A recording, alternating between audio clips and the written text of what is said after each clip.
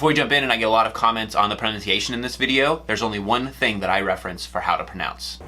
Former SAS types with easy smiles and expensive watches. Rolex. Omega. Beautiful. Hey gents, I wanted to bring you in on a very special trip with me. It's been a good few months at work, the channel is looking really good, and a little something was released just recently that we're going to go pick up right now.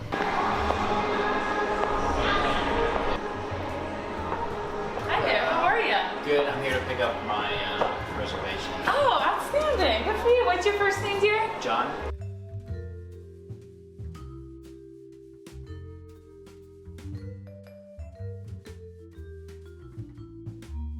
There you go.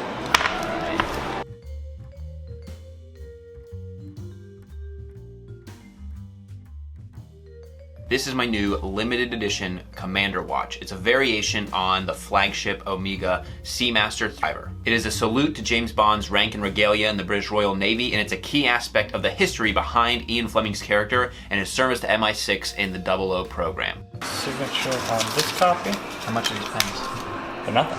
You want one? Yes. Now in the films, James Bond has only been wearing Omega since the 1995 film GoldenEye starring Pierce Brosnan, and before that you can find Bond's timepieces ranging from Sean Connery's Rolex and Breitlings to the late Roger Moore's various Seikos, and then Timothy Dalton's Tag Heuer.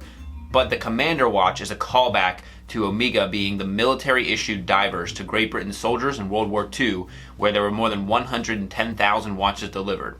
So, given the origin of Fleming's character, it's plausible that Commander James Bond in the British Royal Navy would have been issued an Omega watch, and even though now Daniel Craig just wears one because the costume designer in GoldenEye chose the Seamaster in 1995 based on its look and functionality. The Commander watch is presented in a special box that is inspired by a real metal case with beautiful golden trim and a navel pin that mirrors the 5-stripe red, blue, and gray design of the ensign colors on the NATO strap, which is the hero image of this watch, and then it also has an included stainless steel band.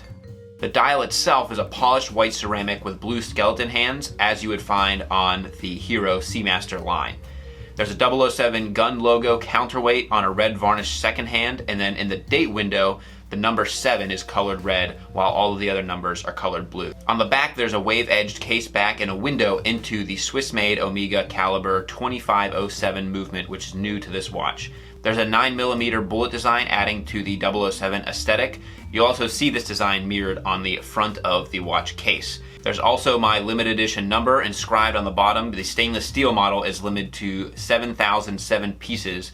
I have number 306, not bad. And then there's a yellow gold version, which they're only doing 7 pieces of, but I can't even consider that. Now, as any Seamaster or any luxury watch pickup would be if you're picking up a Rolex or a Breitling or something that is high end of this nature, this is a very special pickup for me. I've been seriously considering Seamasters for the past few years, and I've always wanted something from the Seamaster line, but the tie-ins to the previous James Bond films have always had a little too much flourish on the front of them. The Skyfall one, the 50th anniversary one, and the Spectre one I always considered, but I never really pulled the trigger on it. This is the first limited edition that I saw it immediately and I knew this is the one that I was waiting for. I do like the NATO strap, but I like it way better on the stainless steel case, so this would be more of my casual, and then the stainless steel I think would be more of my everyday. When I got my Luminox diver a few months ago, I talked about wanting to have my first nice diver with a stainless steel link bracelet, and the watch itself is a 45mm, it's huge, it's heavy, and it becomes a chore to wear in a lot of ways, and this watch feels like a glove. It feels amazing. 41mm, the perfect size, it's not too heavy.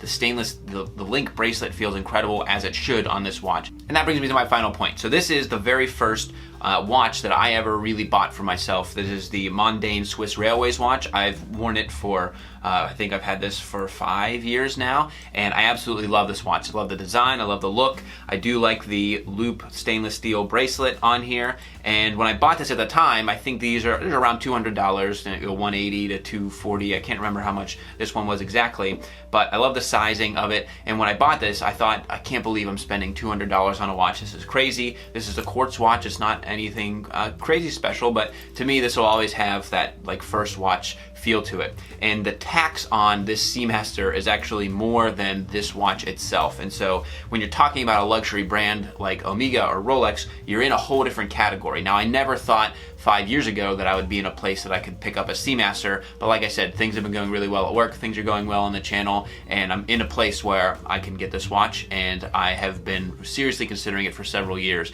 and so this has been a very special pickup for me. So needless to say, with a $5,000 US sticker price on this watch, it is one of those maybe not once in a lifetime, but maybe twice in a lifetime type of watches that you get, and this is something that I want to keep forever, a long time, pass on to my son, and it is a sign of, you know, good things come to those who wait. As I've said on my podcast, I spent hours diving through forums and watch stores looking at vintage Seamasters, Speedmasters, and Constellations. I've always had affinity for the Omega brand, and I've always wanted to pick something up like this, and it's been a matter of just, you know, setting money aside, saving, and waiting for the exact right time to pick this up, and it is now. There you have it, gents. I was really excited to bring you in on the experience of picking this up. And let me know what you think of some of the other tie-ins to the James Bond films. I mean, you can even look at Paul Newman's Rolex Daytonas. I think there's an affinity for the types of watches that are worn in these films because I'd consider myself kind of a film buff. I really like to keep up with the industry and keep up with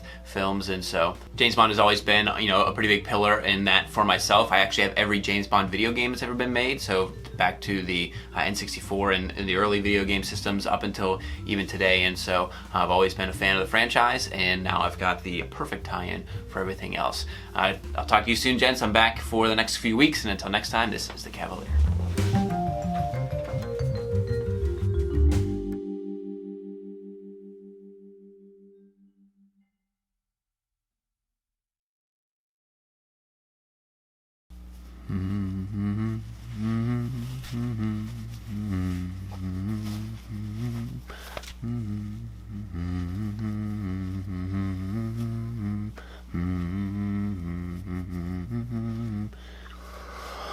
Meow.